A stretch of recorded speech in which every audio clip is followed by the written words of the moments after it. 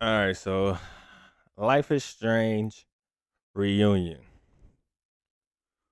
What can I really say about it, right? The only thing I could really say about Life is Strange reunion is that it's better than Double Exposure. That I can say. It's way better than Double Exposure, and I hate that Double Exposure was like a build-up game. To get to know Vin and Yasmin and Safi and Diamond and all these other characters, all these new introductions and everything. But that was like really a drag. And Life is Strange Reunion is a fan service game. Like I understand, I appreciate them. That I appreciate them for that. Fan service game. Give us what we were looking for, give us what we needed. Um, I enjoyed it way more than Double Exposure. I thought it was 10 times better. Chloe coming back was cool. The way they wrote it makes sense because you know some people either chose to sacrifice Arcadia Bay, some people chose to save Chloe. So it made sense of like, oh, how can we implement this? And then with her splitting, making multiple timelines, and her essentially bringing Safi back into the main timeline, it also brought back Chloe as well. So that was a big inclusion and how they were like both going through like this uh I wouldn't even call it survivor's guilt, but it's like, it's two different timelines. One where they, weren't alive, and the other one where, they never died. And no, it makes sense.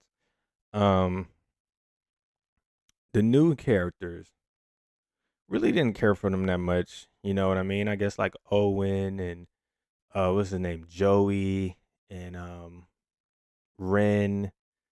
Uh what was her name? Noelle? Was her name Noelle, the security guard? Or RP her. She died. She died in my playthrough, but we saved everybody else. We saved a lot of people actually. Honestly felt like I had a good playthrough. Um, really decent. Oh, this super spoiler heavy because I just want to talk about like, the game's been out for a while at this point, and I was gonna wait. I was gonna wait until a sale, but apparently the game did pretty well. At least that's what Steam reported. The game did really well. So I was probably the sale wasn't probably gonna come until probably like winter time, maybe next year. You know what I mean? So, and, $40 isn't bad, especially how games are nowadays. 60, 70, $80 games. 40 wasn't bad. 40 wasn't a bad ask, and it was a good, a good amount of playthrough. Wasn't too long, wasn't too short. So 40 wasn't bad. So I came to the conclusion. I was like, you know what? I'll spend the 40. Spend the 40 on the game, and get the experience of what Life is Strange Reunion has to offer. And I enjoyed it. Oh, I forgot about what's the fat boy name? The fat scientific boy name. I don't know why I always forget his name. But he's a good character though. He's kind of boring. They didn't really flesh him out like that. But if you played the game, you know who I'm talking about. Fat boy, the scientific science professor. But yeah, it was decent. It was decent. To be fair, and I don't want to compare the two studios or whatever, but it was better than Lost Records as well. And I think Don't Nod made Lost Records, Deck Nine made this one and everything, and people were real excited about Lost Records on the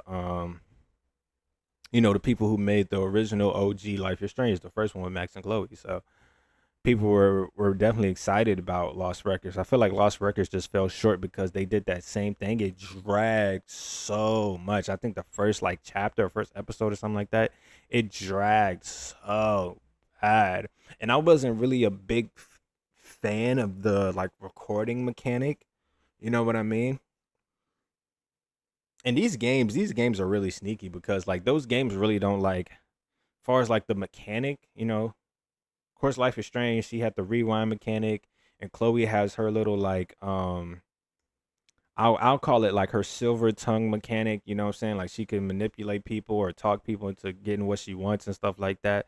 So, they implemented those things really good with that game. And then like Lost Records, they really just had like the recording mechanic and like this whole like I don't know what to call it, like sci-fi or like into like this new, dimension on this underground layer. And it was cool.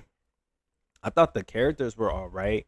It was just a different pace, and it just paced real different, and not all the characters were written real well. And honestly, not all the characters are written real well on this one either. Life is Strange Reunion. I could say Safi and really just Safi and Chloe, really. Outside of like Max, because we are the protagonists. So, and even she's not even like written too perfect. She's like kind of like but I enjoyed it though. That's the problem. Like I enjoyed it because it was chill. Like it was a chill game. Sometimes I just like a real chill, relaxed game. Just kick back, relax. You don't got to think too much. Like I literally like got both of the suspects right without even having to think too much about who were the suspects. I was just like, you know what?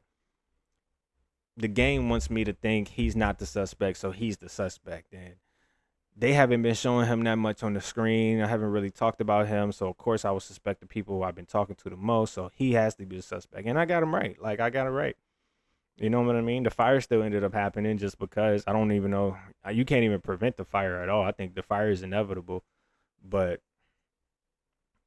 the I think the ending was intriguing because it kind of left like a real question mark for me because it was like, do you want to tell her or you don't want to tell her? And I chose to tell her. I chose to tell Max like the truth and what was going on. And at the end of the day, it seems like she was like she wanted to rewind time and go back in the past. And I feel like that's Max's downfall. Like I don't really remember Max like being like, "Oh, I have to save everybody," and "Oh, I gotta save this, save that." I don't remember I don't remember her being like that type. But if she, what I'm saying, if she was, she was. What I didn't like is they were trying to like they gave me two different times they gave me the option to kiss Chloe. And I know in Life is Strange 1 that like she was like kiss me Max or whatever and then you got the choice to kiss her and everything.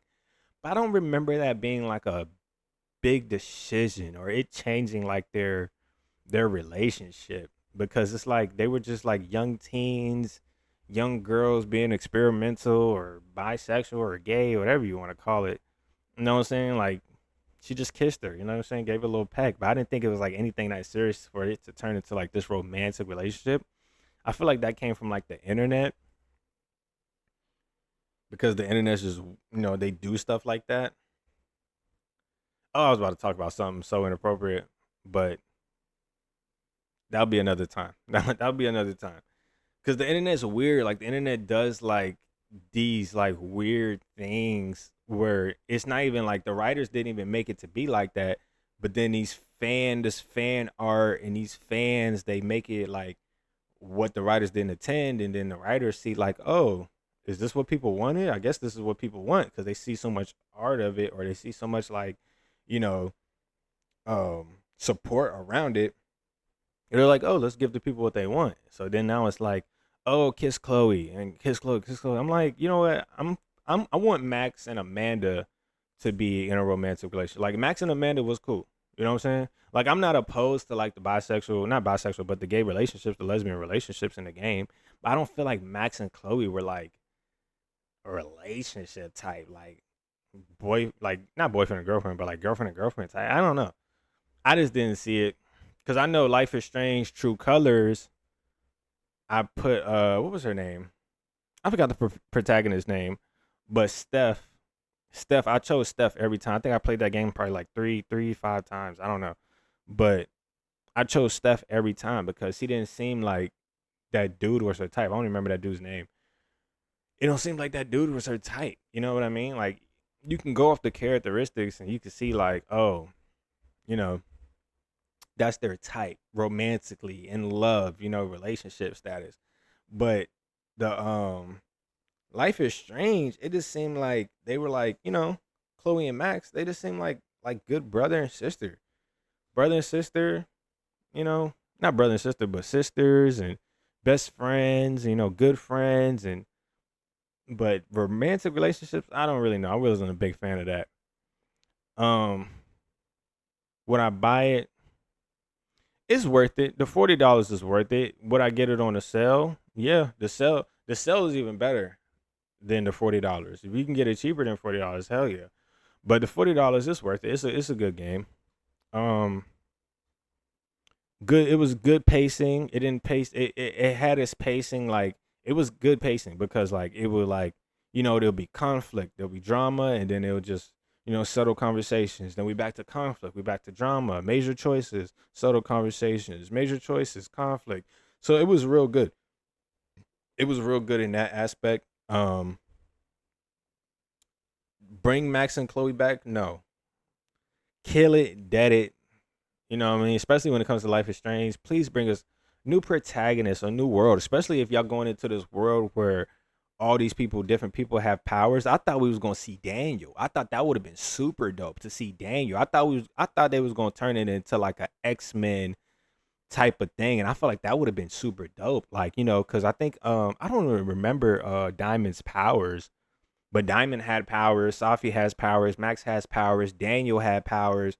All these people across this, across the state or the country or the world, they all have powers. All these individuals have powers. It would have been cool if like they would have came together, not on some X-Men type. That could have been like in game, but like, just running into different people and having your powers having to deal with him. Like Max rewinding time, but then Sophie shapeshifting, so she might be saying something to somebody, so she'll have to rewind time to make sure that that person doesn't know because it's not really them, it's Sophie. Like, you know what I'm saying? That was a cool, like, cool little tiff, that's cool little banter, and it sucks that they were the only two people in the whole game that you were really just dealing with people's powers. Not nobody else had like a power. Nobody else had like a what I'm saying, something that conflicted with the pace of the story or the story or nothing like that. So hopefully,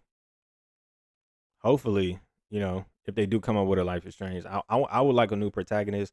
I don't understand how people get like stuck on these protagonists and like which color. I get it, but I feel like that's what Grand Theft Auto, they change their protagonist every story. I don't know what Grand Theft Auto that like they bring back a protagonist because it makes no sense. Let's get a new protagonist, new story, new world, all this other stuff. Like that makes sense, especially if the writing's good.